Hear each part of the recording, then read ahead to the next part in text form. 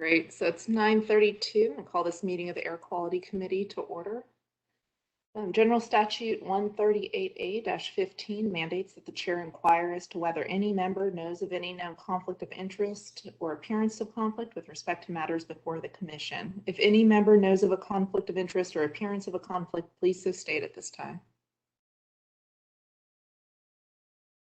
Hearing none. Before we go to the minutes, Chair Myburgh. Well, thank you very much, Commissioner Arata, and it is my happy opportunity this morning to introduce to the members of the committee and other commission members who are sitting in one of our new commissioners, and that is Chris Duggan. And Chris is an attorney from Monroe and is on, in fact, Commissioner Arata will appreciate this because he was struggling with the competing deadlines of getting a brief file by the end of the day and stuff. So I told him all the other attorneys on the commission would completely understand this.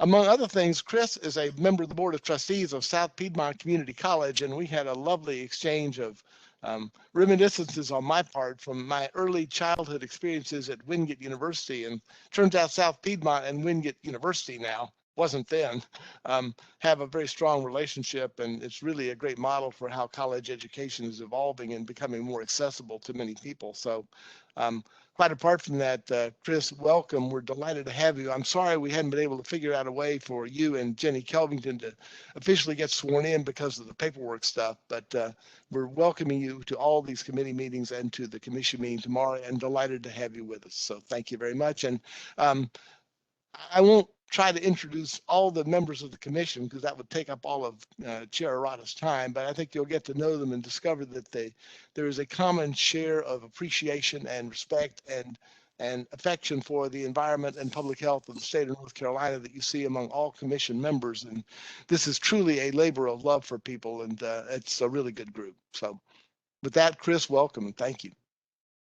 Well, thank you so much for having me. I look forward to serving on the commission and meeting all of you. It's one point or another here. Hopefully sooner than later, we'll all get back together. Just a little bit about myself. Attorney, as was said, moved down here from the great city of Buffalo, which the largest export out of Buffalo is people, because it is cold. It's a great little town, Buffalo, and finally have a football team to be proud of after many years. But I've got a master's in environmental law from Vermont Law School. I have a general practice that I've kind of developed a little bit of the reputation of I'm not really sure about that, go see Chris. So I at least my practice spans a lot of different areas of law. Today I'm trying to brief for the Supreme Court issue on governmental versus sovereign immunity and immunities applying to government or public officials. So I'll go from that to, the run-of-the-mill case that you get as a local attorney here. But environmental matters are very near and dear to my heart. I enjoy them. I enjoy working on them. Been a part of a number of different types of environmental matters. My father actually, God rest his soul, was a chemist or the largest indigo producer in the world at one point. And at the end of his career, he was in charge of the environmental compliance. And, I kind of developed the whole thing. Hey, we've all got our nice phones and our nice cars, and they all have a byproduct. It's how you deal with that byproduct. So that's kind of how and where I come from on it is dealing with it properly. So I look forward to serving with you all, and I won't take up any more time. I'll probably be very quiet today, but that will be a first if you get to know me. Well, thank you, Chris. And if you went to Vermont Law School, as all of the attorneys on the call know, is one of the most distinguished environmental law programs in the entire country. And so you must have come across Pat Parento. Parento had from time to time, and Yes, sir. What a character. Yes, sir. Yes, sir. So that's a great asset to bring to this commission. So again, thank you and welcome. And with that, Commissioner Arata, let me pass the baton back to you. Thank you. Welcome, Commissioner Duggan, and thanks for joining us today. See, I think we need to go ahead and move on to the minutes. I'll assume everyone had a chance to review those. Does anyone have any changes or edits to those minutes? Hearing none. Do we have a motion to approve the minutes?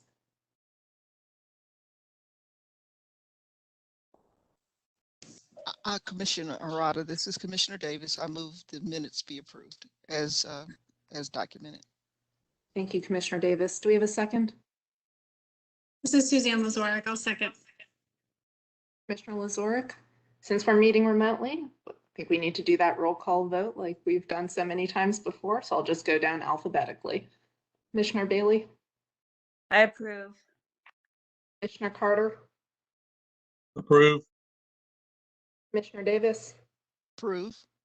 and Commissioner Deerhake is not here today. Commissioner Lazorek, Approve. Commissioner Monist. Yes. Thank you. Minutes are approved. We have a couple action items today, and the first item on the list is the request for approval, the proposed rule revisions and regulatory impact analysis, and to proceed to the EMC for approval to proceed to public hearing on the Title V rules revisions. And we've Catherine Quinlan is presenting. Yes, thank you. Share my screen. Can you guys hear me okay? I can just barely hear you. Could you maybe turn your volume up a little bit? Is that any better? A little bit. Is everyone else able to hear Ms. Quinlan?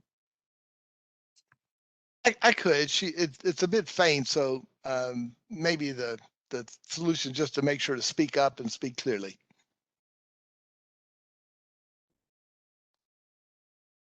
We have one solution here. I can try a different microphone. That might help.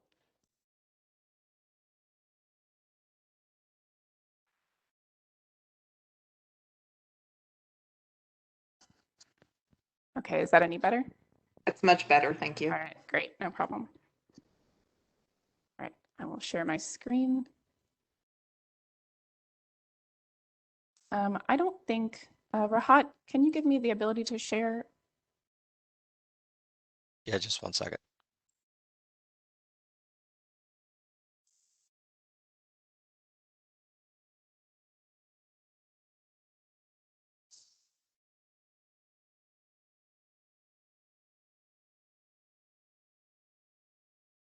Should have it now.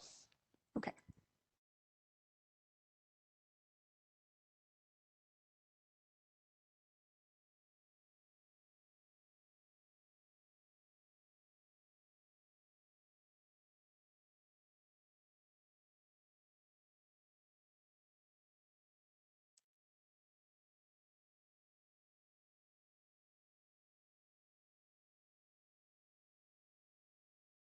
Okay, is everyone able to see the screen as well? Yes. Okay, great. All right, so I'm Catherine Quinlan with the Division of Air Quality. I'll be presenting some rule revisions to our Title V rules in 15A in CAC, subchapter 02Q.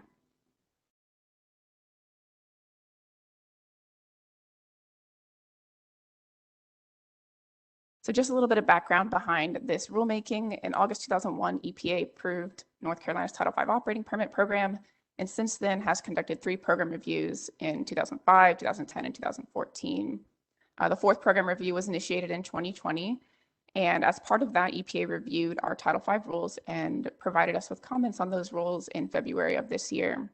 So we reviewed those and discussed and drafted up some revisions to address those comments and provided EPA with a preliminary draft of those revisions in July of this year. So since then, we received EPA's feedback and we have addressed their comments through additional revisions that are reflected in the draft rules today. So DAQ is proposing revisions to the Title V rules in 15A and CAC subchapter 2Q in response to EPA's review of the Title V program. So as a broad overview of the comments we received, they're mostly minor typographical rule reference errors and revisions of existing language, addition of new language for consistency with Part 70 requirements. And a lot of those are procedural, so they relate to things such as our permit processing timeframes, our final actions, public participation, and submittal of documents to EPA. And I'll go over some more detail about the revisions we're proposing and the comments we received. So in 503, EPA noted an incomplete reference for the general statutes. So we've reinstated Chapter 150B reference It was inadvertently removed during a previous rulemaking. In 505, we have removed subparagraph 4A so that the remaining language, which is currently under subparagraph 4B, is what aligns with Part 70 and the requirements for submitting ownership change applications. In 507, we have revised paragraph A to align with the language of 70.5. This language is to specify what is a timely application for new sources. And that language didn't quite cover the category of sources that are existing but newly subject to the program. So we've just expanded that definition a little bit to cover those sources. It aligns with our current practices of how we've been treating those sources, but now the language covers that as well. And to align with that, we've also revised the definition for timely in 503. We corrected a minor typographical error in 507. In 508, EPA recommended that we add Clean Air Act violation language. And we do already have this language in our general conditions, but we have also added it to the rule to be consistent. I will note that the PowerPoint we posted to the agenda was an older version and it did not specify this, but we did end up making this change and we'll be uploading a revised PowerPoint shortly. In 508, we removed the phrase "if regulated" for fugitive emissions. EPA asked for explanation regarding this, and we do include fugitive emissions in Title V permits. So to be consistent with Part 70 requirements, as well as our current practices, we removed that qualifier from the rule. In 508K, we have revised this paragraph to align with the requirements of 70.6B, which requires that we identify conditions that are state enforceable only. EPA recommended revising this paragraph to reflect the recent Hazelhurst petition response, which no longer includes an option, or so that we no longer include an option for Title V permits to contain conditions that are enforceable by EPA only. In 508, in 3D, EPA recommended that we add the credible evidence language from Part 70 to our rule. This language was previously in our rules. It was then removed after it was removed from EPA's rules. Later, EPA stated that it was inadvertently removed from their rules, so they reinstated it, and now we are also reinstating it in our rules. In 509, we've added judicial review language to our rules for general permits based on recommendation from EPA. We have revised and combined subparagraphs A, 8, and 9 of O2Q 514. EPA commented that this subparagraph 8 was not approvable as written when combined with paragraph D of 514. And they recommended that we clarify, if it was the intent, we clarify that this applies to removed equipment only. And so we have revised that language to apply to equipment permanently removed from service. And then as a follow-up, when EPA reviewed our preliminary draft, they provided follow-up comments on paragraph D, particularly noting that the language in paragraph D corresponds to 70.7 D4. This language is intended to apply for applying permitting shields to administrative amendments that are made pursuant to 70.7 D1B. However, we do not contain in our rule any provisions pursuant to D1B, so we have removed paragraph D to be consistent with that. In 516 for significant modifications, EPA noted that we were missing the deadline for completing the majority of significant modification technical reviews. And so we have added new paragraph G to 516. The new paragraph G references 525, which has been revised to reference 40 CFR 70.7 E42, and that is what contains that 9-month timeline for completing the technical review of the majority of significant modification applications within 9 months. In 518, we have removed the 5-day issuance requirement to align with our current practices and the requirements of Part 70. So in practice, we issue the permit on the 15th day following the close of EPA's 45-day comment period, provided that EPA does not object. So we've revised our language to align with our current practices as well as the Part 70 requirements. In 521 for our public participation rule, we've added clarifying language to paragraphs B and C To clarify that the web posting is to remain up for the duration of the comment period. This aligns with what we currently do. We do keep it up for the duration of the comment period, but we've clarified that in the rule language. EPA also recommended that we remove the URL for websites so that we can avoid a future rule change if the URL does change. We looked into this a little bit and believe that this would qualify as a technical amendment, which has a more streamlined process. And therefore, we're preferring to retain the URLs in this rule, so we've not made that particular change. And then EPA also recommended that if, or stated that if we desired, we could remove the newspaper publication requirement. However, we responded that we prefer to retain our newspaper noticing requirements as currently stated in our rules. And we've not received any further feedback regarding those two changes. So also in 521, we have added revised paragraph G to align with the requirements of Part 70.7H4. This is regarding language for when the director finds a public hearing is in the best interest of the public. So we've revised that language. EPA made some recommendations. We have decided to instead just refer or reference 70.7H4, which specifies the timeline for providing advance notice of any public hearing that is to take place. In 521H, we have revised this language to align with 70.7H5 and our current practices for keeping a record of the comments and issues raised during the public participation process. Something we already do, it just wasn't present in our rule language. And similarly, we have added new paragraph I to align with the requirements that we already do to respond to all significant comments raised during the public participation process, public comment period, and the public hearing. In 522, paragraph A has been revised to require that we submit the statement of basis to EPA, and we've added new paragraph B to require that we provide a statement of basis. These are things that we already do, but now we are doing it, adding that language to our rules. Paragraph C has been added as well to require that DAQ provide EPA with a written response to comments and an explanation of how those comments are available to the public. Again, this is something we already do, but now it is also in our rules. In 522, EPA recommended that we add the requirement from 70.8A1 to specify the format for providing all of the information in paragraphs A through C to EPA. And so we have added that. Again, aligns with what we currently do, but now it is specified in our rules.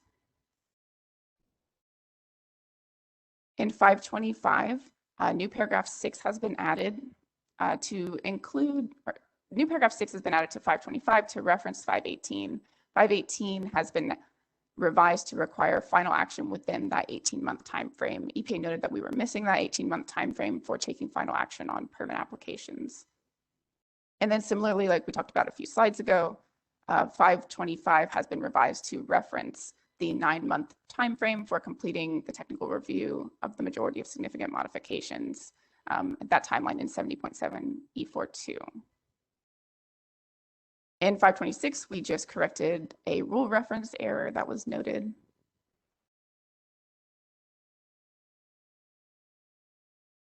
In 527, this rule lays out our expedited processing procedures. EPA wanted clarification regarding specific phrasing in this rule, and that phrasing is where it states these procedures may result in a permit that EPA does not recognize as a valid permit. These rules codify our requirements under General Statute 143-215.108H. We did a little research behind this and found that during the rulemaking to adopt this rule, EPA commented with concern regarding the public notice and technical determination timeline requirements. Generally, they stated these streamlined process might not provide them enough time to conduct their reviews. And they also made specific mention to the PSD rules, which require that the preliminary decision and all information used to make that decision be available for public inspection during the comment period. While the rules don't require the technical determination to be made until the end of the comment period, this information may not be available for the entire comment period. So since these timelines are set forth under the general statutes, our solution was to add this phrasing to warn applicants of this risk and EPA's concern that they expressed during our comment period.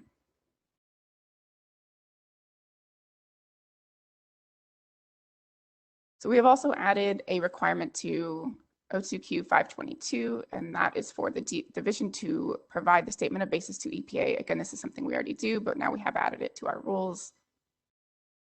And EPA also provided a general comment that we are missing the judicial review language from our rules. They noted that our original approval relied upon an Attorney General's opinion to demonstrate adequacy with Part 70 judicial review provisions, but it cited to the original 18-month requirement that was no longer in our rules. So we are proposing to reinstate the 18-month requirement.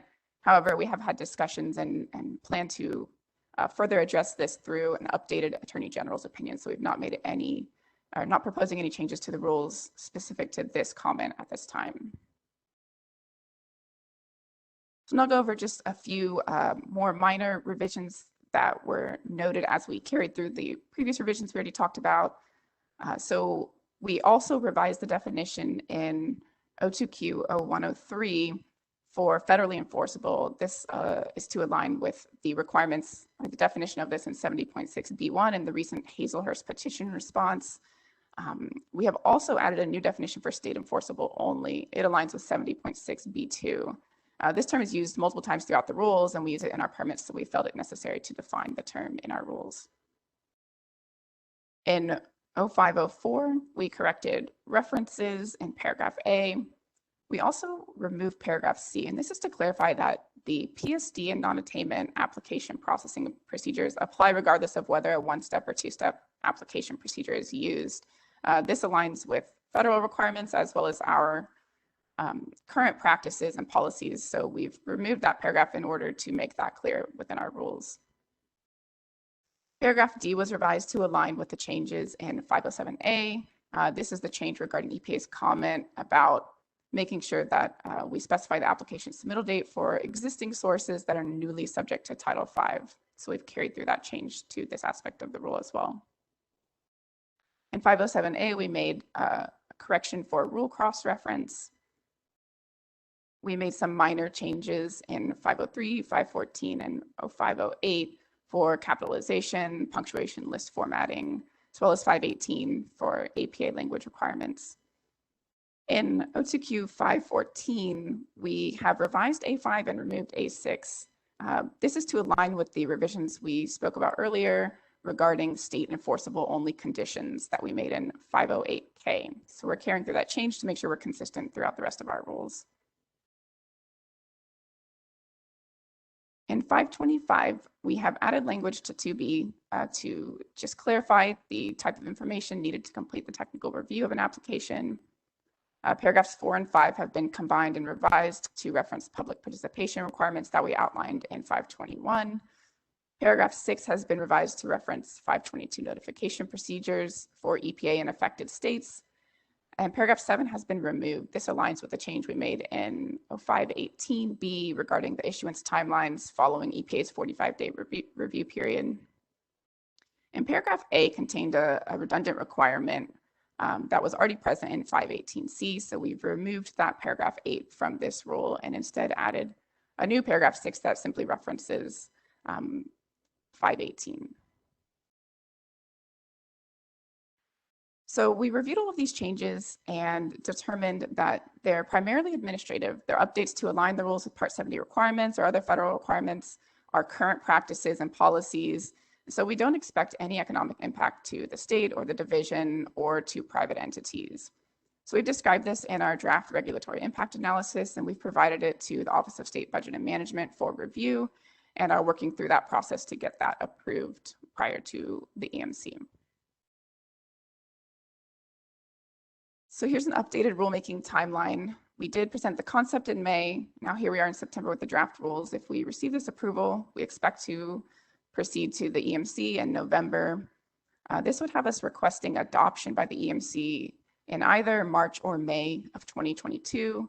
And that would have us looking at a tentative effective date in May or July of 2022.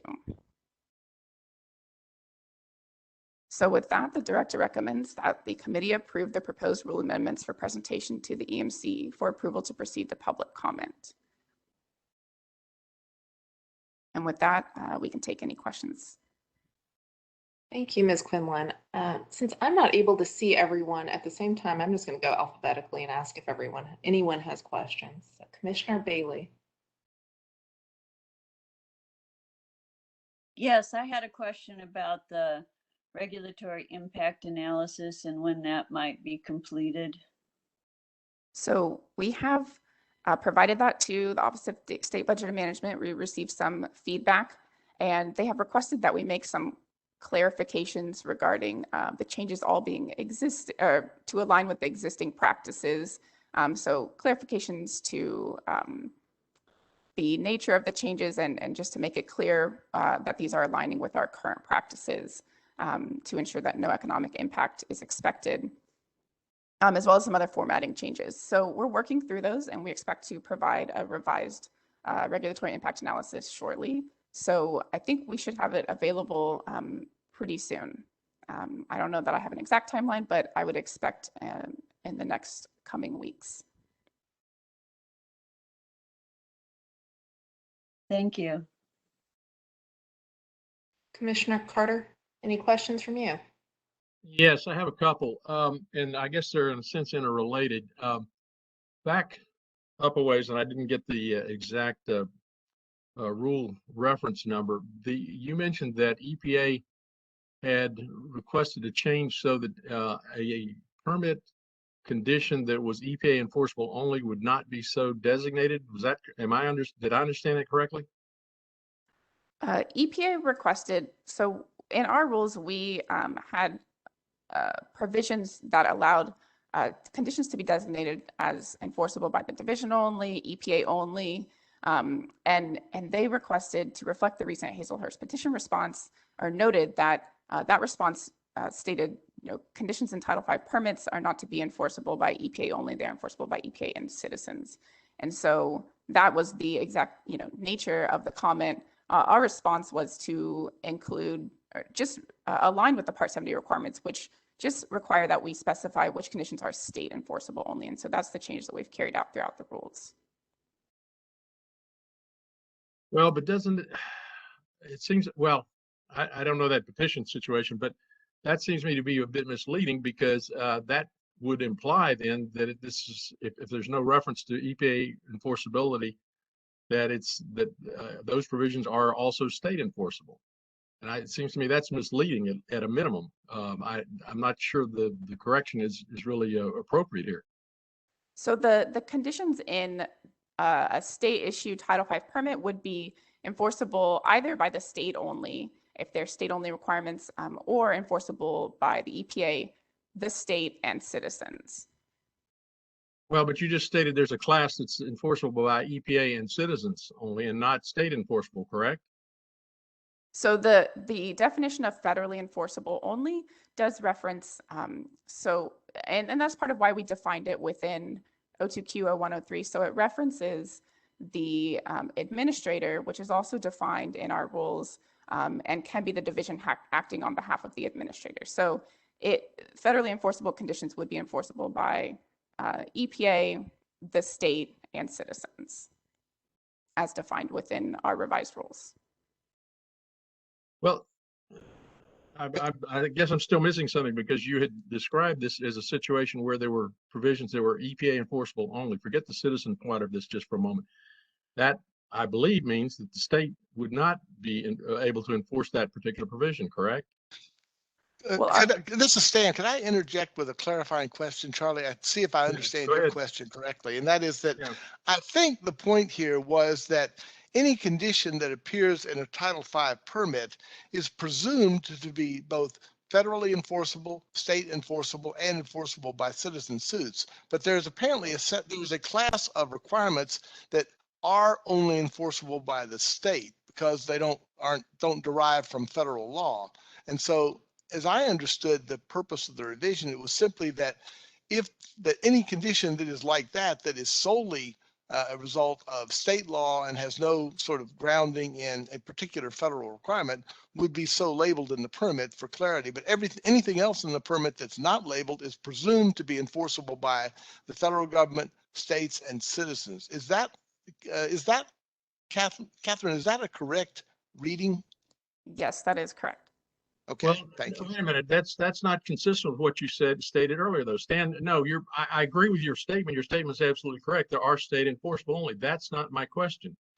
The point that she made when she was going through the rules was that there was a provision that's whereby we would specify that a particular provision, and I can't think of an example right this second, but a particular provision was federally in effect, federally enforceable only and not state enforceable, correct? Well, the current rule language allowed for a variety of different specifications, and that's why we're correcting it, because there should not be conditions in the state-issued Title V permit that would be federally enforceable only. But the rule language allowed for a variety of different specifications of these, enforceable by the division only, enforceable by EPA only, or enforceable by the division and EPA. And so that's why we're revising the rule to align with that that response that there should not be conditions in a Title V, state-issued Title V permit that are enforceable by only EPA. They would be enforceable by the state, EPA, and citizens, or the state only. Well, but I believe there is a class of provisions that are not state enforceable, but are enforceable by EPA. Am I wrong about that? The risk management program, I believe, is what I'm trying to recall, which the state has not adopted, I don't believe, and so they're not state enforceable, correct? So there is the general duty clause of the 112R risk management program that that was noted in the petition response would be the kind of exception to that, where that would be enforceable by in the response would be enforceable by EPA only. So that would be the only type of condition that was noted in that response as being federally enforceable only. However, our permits are simply going to state which conditions are state enforceable only. So that's what's required under the Part 70 requirements and why we're aligning with that per EPA's comment. I was going to say, but you've just identified that as a provision that is not state enforceable, correct? The 112R. I think I would have to, I can see if maybe someone from our management or our permitting section chief might be able to provide additional clarification if he's on the line, or I am, Kath. Okay. Katie. Yes, thank you. This is Mark Sawella, chief of permitting section. Chairman Carter, you are correct. The comment that we received from EPA was that our Title V permits in some cases incorrectly identified certain classes of permits or permit conditions as being, federally enforceable only. The comment being that, and through the Hazelhurst petition, that as Katie mentioned, that anything in a permit is presumed enforceable by both or by all parties, EPA, the states, and citizens, unless explicitly reserved. And I believe that is retained in our definition of federally enforceable. So where EPA keeps sole enforceability, we just don't have to highlight that in our permits, and the risk management being the good case for that. So we are only required to identify what is state enforceable only, i.e. a good example of that would be North Carolina aerotoxics as an example. So if we misspoke in the presentation of who is eligible to enforce, it is meant to be enforceable by EPA, the state, and citizens. Well, no, I don't think anybody misspoke, Mark. I think I fully understand it, but I don't understand the notion that if there is something in the permit that is not state enforceable, which we've just identified as 112R, why would we not so designate that so that everyone knows? I don't understand this theory that you would just have it presumed that would be state enforceable when it clearly is not. Well, that makes no sense to me. Not to interject, but what I just heard Mark say, to see if I heard it right, is that this change does not keep the state from specifying the exception, if you will, and 112R being the example. And that Charlie, thanks. I had forgotten about 112R, but that's right. It doesn't keep the state from specifying the permit that 112R is a federal requirement and not enforceable by the state. It just removes what seemed like it was confusing presumptive language up front. And Mark, am I correct about that? Yes, you are. We will be removing those designations from our general conditions and any specific permit conditions, but it does not change the enforceability of EPA to to enforce those conditions moving forward. And I'm trying to find the definition of administrator in 2Q 103 is what Katie was referring to, where it identifies the division director unless a specific rule or subchapter specifies otherwise. So that's where we would say the director does not have enforcement over those risk management as an example, because it is so forth specified. So we just don't have to designate it that way any longer in our permits. Well, but if we don't, so it will, so you're saying that it will not be designated in a permit then, right? Whether it's a federal enforceably. Correct. Enforceable, and that's my question. Why don't we want that in the permit? Because that is quite informative both to us, the public, and the state. I don't understand why we would delete that. It's misleading if it's not there. To say that it's clearly not. It's only federally enforceable, and federally enforceable, I think, clearly includes both EPA and citizens, but it's not state enforceable. It seems to me that's just it's good information that needs to be in the permit. I don't understand the theory of taking that out. It's a correct statement, and it's going to be misleading if it's not there. Commissioner Carter, your points are well taken on that. I think what I'm going to ask is, Ms. Quinlan, when this comes to the full commission, assuming that it will go to the full commission, could you please flag the subsection where this language might exist that got Commissioner Carter's attention, and just address that before the full commission a bit more fully than we can do today? Absolutely. Yes, I will do that.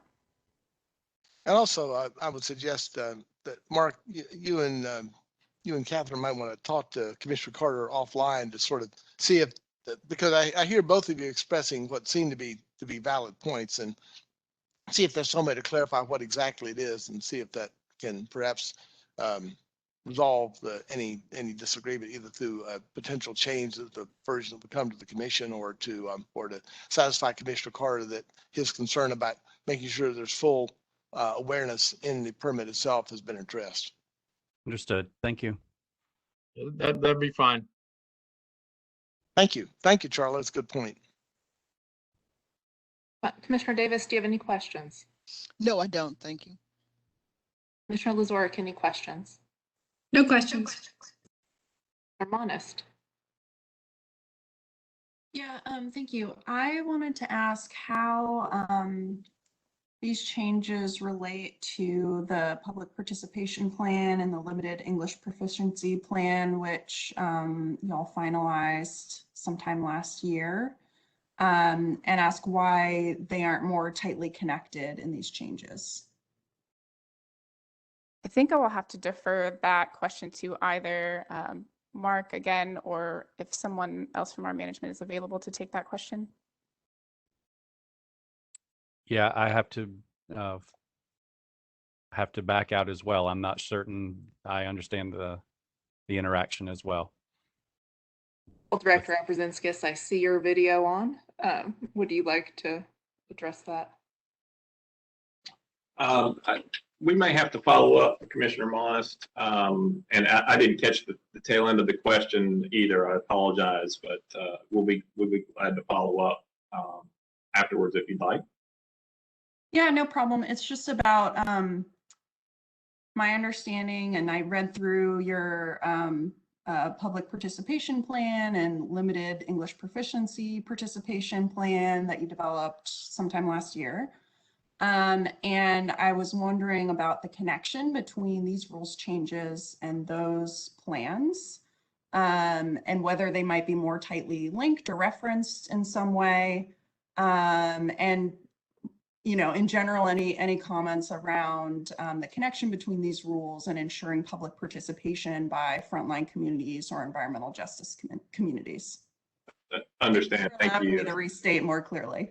No, that's very, very helpful. Thank you. And I understand the question now. So, yes, so the primary purpose of these revisions were to really focus on the comments received from EPA. I will say that, you know, a lot of those procedures that you referenced are things that I think we're still working to perfect and evolve over time, and still open to taking comment on. And so at this time, they were not considered to be rolled into to the rules, but just due to the kind of evolving nature of a lot of those things, good things that I think we're doing in terms of public participation and making sure that communities have access to the regulators and the agency in the permitting process. So appreciate that comment, but we did not intend to roll those into the draft rules that are before you. Okay, and I understand, you know, the purpose of these changes is to respond to EPA's comments. You know, if public comments come in asking about these broader questions, you know, is there an opportunity to make additional tweaks, or would that be, you know, best done in a, you know, in another setting? I think those are some policy considerations we'd have to take under advisement and discuss internally. So I appreciate you bringing it up, and we will do so. Okay, thank you. Thank you. And Chair Myberg, do you have any additional questions or comments? Yeah, I did.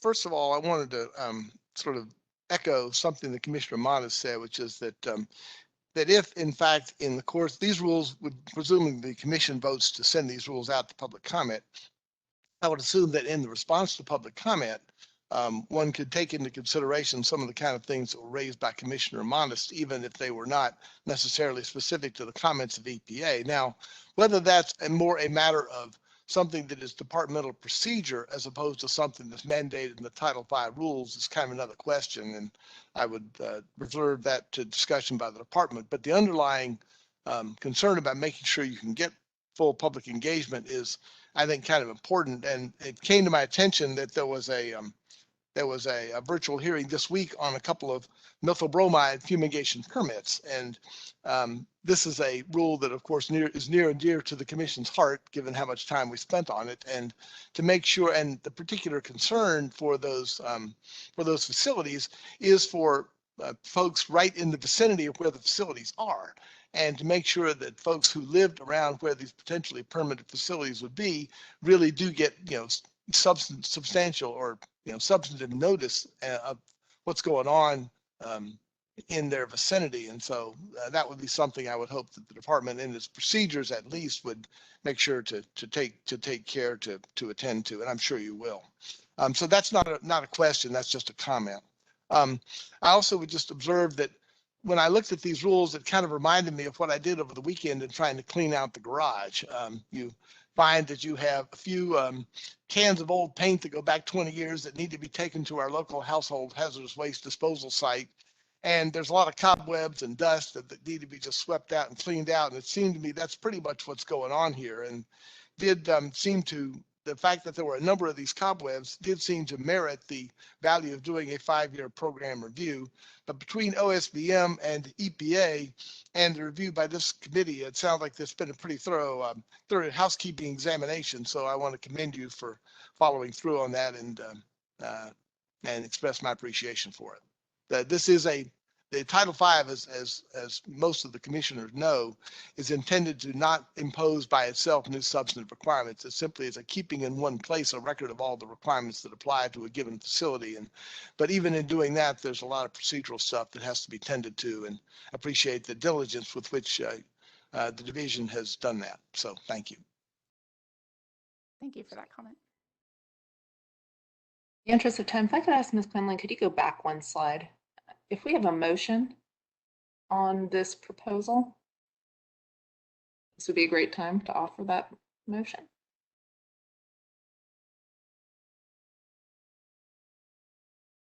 This is Commissioner Bailey. I so move that the committee approve the proposed rule amendments for presentation to the EMC for approval to proceed to public comment. Commissioner Bailey, is there a second? This is Commissioner Davis. I second. Davis. Okay, roll call vote. Commissioner Bailey, I approve. Commissioner Carter, Aye. Commissioner Davis, Yes, aye. Commissioner Lazorick, Aye. Commissioner Monist. Aye.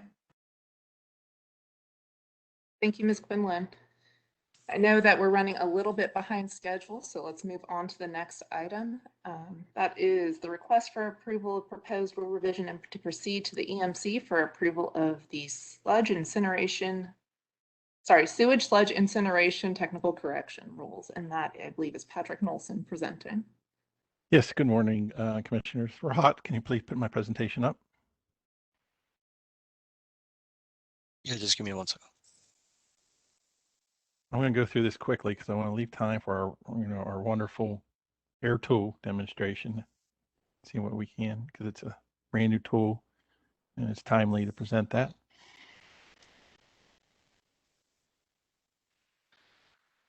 Okay.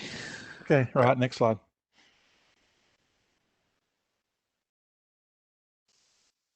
Just a real brief background. The EPA revised emission guidelines for sewage sludge incinerators back in 2011. Then the EPA finalized federal plan requirements for sewage sludge units constructed on or before October 14, 2010.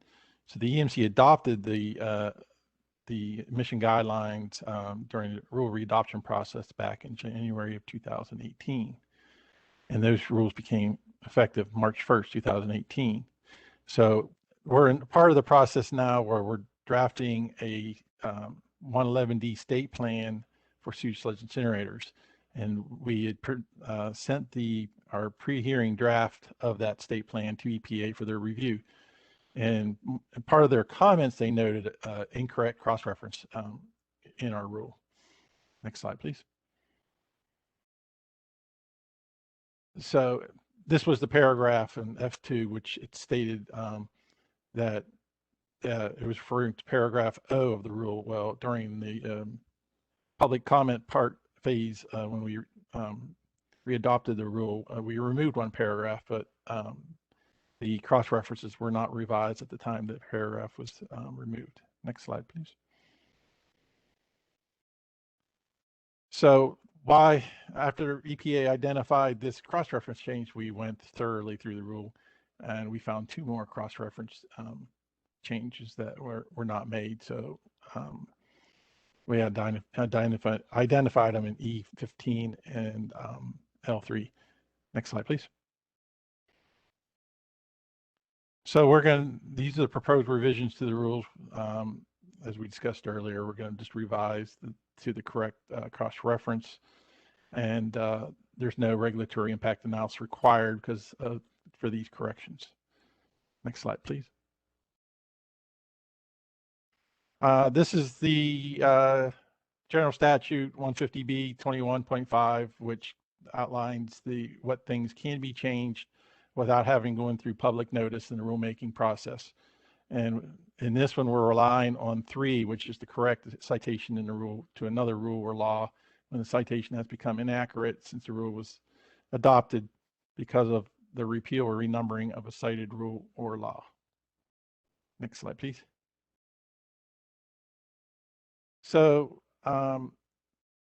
we were advised that we would have to bring this technical change for it to be made back to the AQC, which we are doing today. And then we would request that we bring it back to the EMC in November meeting. If EMC approves the technical corrections, then a codifier of rules will put it into the administrative code, and we just set a tentative date of December 1st. Next slide, please. So our recommendation, the director recommends that the committee approve the proposed rule amendment to 02D 1204 for presentation to the EMC for adoption. Let's just quickly go around and ask if anyone has any questions. Commissioner Bailey? No. Commissioner Carter? No. Commissioner Davis? No. Commissioner Lazorick? No. Commissioner Monist? No. Okay, that was easy enough. Well, if there are no questions or further discussion, would someone like to offer a motion?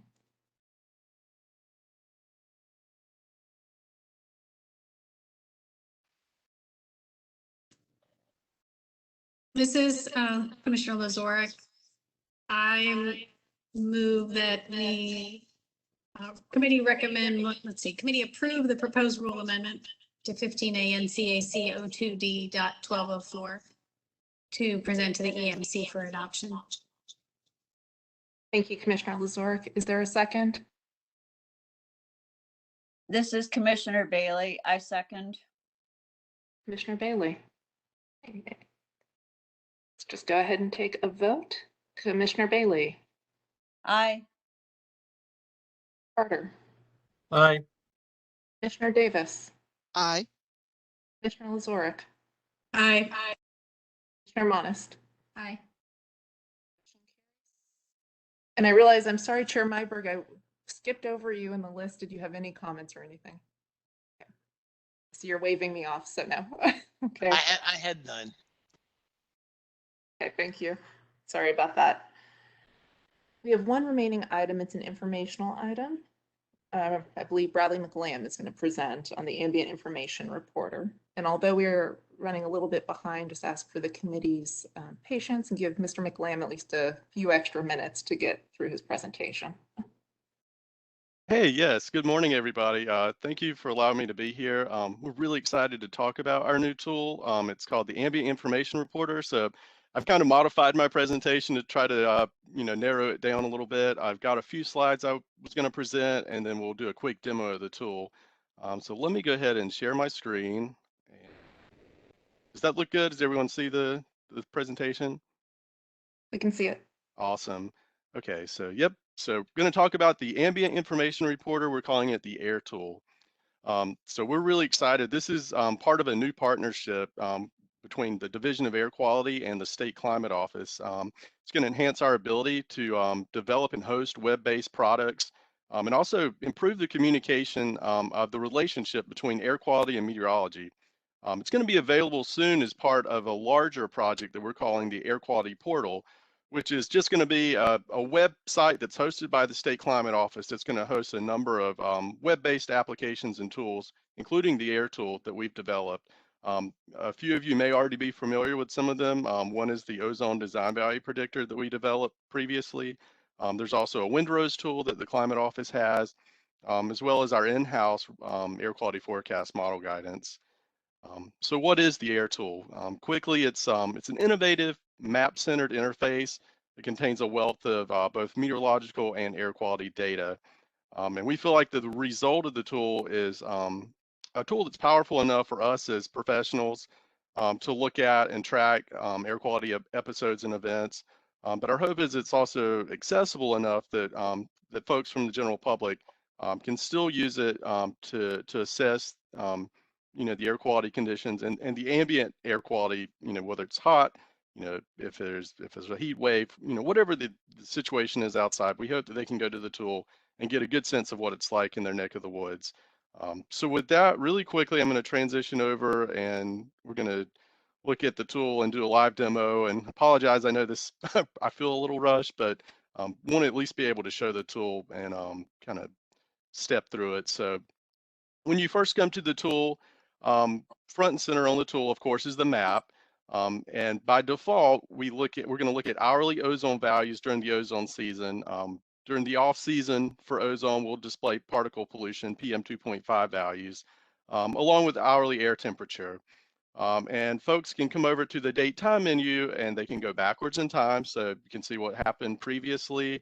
And then of course, click the now button to look at the most recent observations. Then we also Bradley, we're not seeing the live demo. We're still seeing your slide. Oh, thank you, Mike. Let's see. Maybe let's try sharing. As if you stop the share and then reshare, you can click the thing you want a little Yeah, easier. trying to expand the, let's see. Okay, did it stop sharing now? We can see the map now. Oh, you can, oh, Oh, Sorry, we could Is- see it and now it's, okay, now it's good. all right, sorry about that. Okay, so anyway, here's the map, the one that I was describing before. So again, by default, we're looking at the hourly ozone concentrations across the state, along with the hourly air temperatures. And here's the date time menu that I was referring to before. Again, folks can click on the buttons to go backwards in time by several hours, or then click the Now button to look at the most recent data. And then we have the air quality data sets menu with all the pollutants that our air quality monitors report across the state. So if we want to look at particle pollution this morning, we see hourly values are elevated a little bit into the code yellow range. Another neat feature of the tool is we can also look at the current daily average. And so again, that's sort of an indication of how the forecast is tracking for a given day, because this is the sum of the average, or this is the average. This is the sum of all the hours up to this point. So this kind of gives an indication of what it's been like so far for the day. Again, we have the meteorology data set. So by default, we're looking at air temperature, but we can also look at a plethora of other meteorological variables that are reported across the state, such as dew point, precipitation. It's been relatively dry today so far. All kinds of information and data to explore. We also have radar that we're calling a gridded data set. So we have a large area of showers and thunderstorms to our west over the Triad region, and we're seeing some rainfall with that. Yes, just note that that's accurate, being here in the Triad region. I'm glad to hear that it's accurate. It's always a good sign. And so lots of information to explore. Of course, we won't go through it all now, but that's all in the current conditions tab. So as I alluded to before, we can also look at the forecast conditions tab to see how's the observations comparing to what we forecast. And full disclosure, I'm on forecast duty today, and I sort of forgot to introduce myself as an air quality forecaster for the Division of Air Quality, but that's my primary job responsibilities is issuing the daily air quality forecast along with my two colleagues. But right now I'm on forecast duty, so let's see how I'm doing today. So when we load up the forecast, I'm forecasting code green today, and as we saw, the hourly values are code yellow, so my forecast might be in a little bit of trouble today. We'll see. Anticipating as the rain moves through the rest of the state later today that those values should hopefully drop back into that upper code green range like I had forecast. But yeah, so folks can come here and get all the details about their forecast. They can click on any county. We issue county level forecasts now for each individual county across the state. So, looking at Mecklenburg County, this is the forecast for both PM 2.5 and ozone. Then they can read the forecast discussion if they so desire by clicking on the link. So yeah, that's kind of a quick look at the forecast conditions tab. And then really quickly, I'm not going to be able to probably do this justice with the time we have. This is our past conditions tab. This is probably what I would consider our most powerful data-rich tab of all the tabs, because we have a wealth of data going back in time through 2016 right now. So if folks are interested in a particular day or episode that they know about, they can come here and look at it. They have the option in the date time menu to either look at daily parameters such as maximum 8-hour ozone concentrations, or they can look at those hourly concentrations. And so if I have time, I want to do a fun one that's really interesting, that's kind of unexpected. But we're going to look at hourly values from July 4th of this year. And this was a pretty unique situation, and I think folks will find this pretty interesting. So we're going to load up the hourly PM 2.5 concentrations, and we're going to start at 9 p.m. on July 4th. And along with that, we're going to look at the winds from our meteorological stations that are provided by the State Climate Office.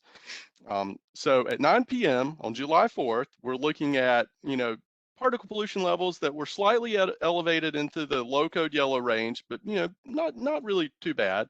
But the meteorological conditions are providing us a hint that things are about to get a lot worse, and that's because all those circles indicate calm winds or no winds. That's also typically indicative of what we refer to as a temperature inversion. So basically, it's acting like a lid.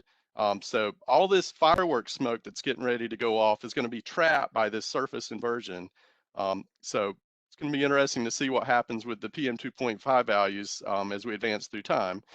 So coming up to the date time menu and advancing by an hour, at 10 p.m. We see one monitor in the Charlotte region that's now elevated to hourly values of code orange. Everywhere else still hanging out in the low yellow to green range.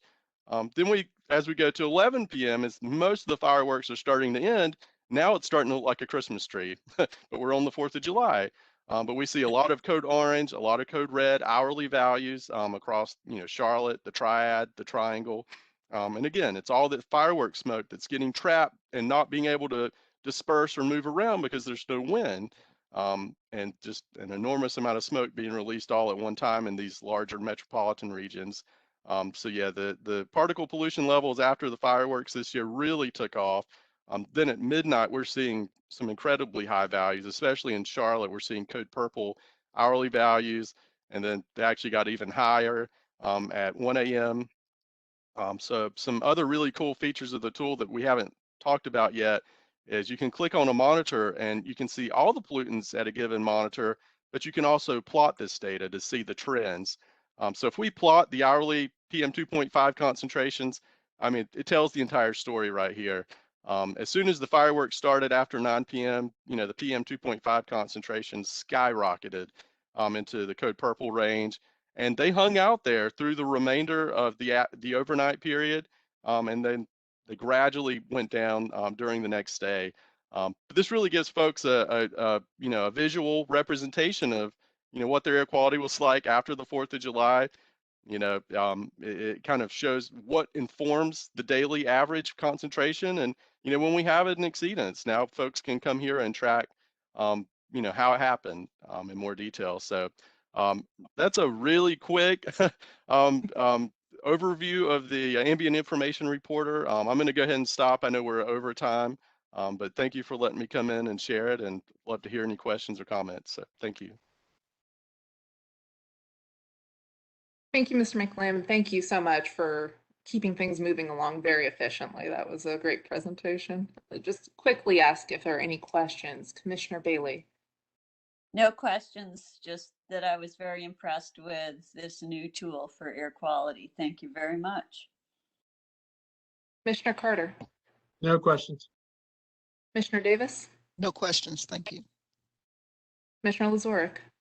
Just a comment that it's nice to go and look at a specific date, sort of to verify the validity of your measurements sometimes, so. Commissioner Lazoric. Commissioner Monist. No, just a great presentation and really cool tool. Thank you.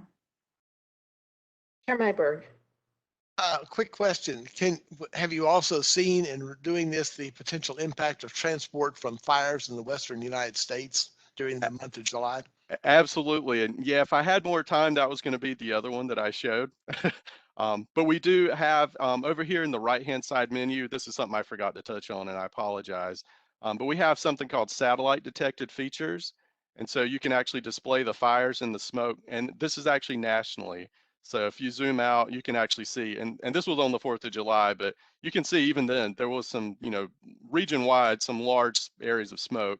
But yeah, during those events when we had smoke transported from Canada and the northwestern U.S., yeah, you absolutely could see it on here. And yep, those are all in there for folks to go explore and take a look at.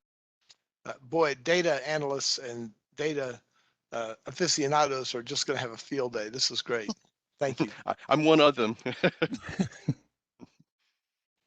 Not only one quick question, is the information updated continuously throughout the day? So the current conditions are really, really current? Yep, they update every hour. Yep. In fact, they update multiple times an hour just to make sure we have the very latest from every monitor. So yep.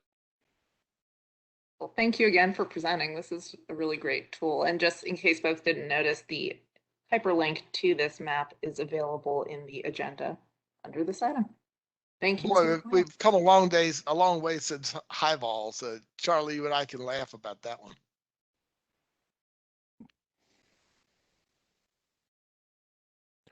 GIS has come a long way too in the last 20 years. So this looks nothing like the thing that I was forced to learn in college.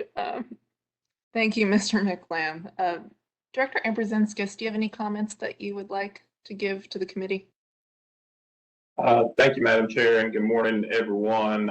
Just wanted to say kudos to Bradley and our team that worked on the air tool. It started as a concept on a whiteboard about a decade ago, but it took Bradley and our team and our collaborators at the State Climate Office to really run it through the finish line, design it and run it through the finish line. And so just appreciate their efforts so much in advancing our ability to display data in real time from a table to an interactive map display that not only satisfies and makes data more accessible and understandable to the general public before they want to go outside and before they step out the door, but also it's powerful enough to help researchers and forecasters and just data geeks to really explore the cause and effect relationships of air quality. And so just want to say thank you to our team, and I'll yield and reserve the rest of my comments for tomorrow's school commission meeting. Thank you.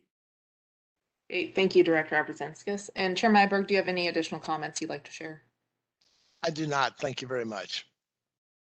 The next Air Quality Committee meeting is scheduled for November 17th, 2021. And with that, meeting adjourned.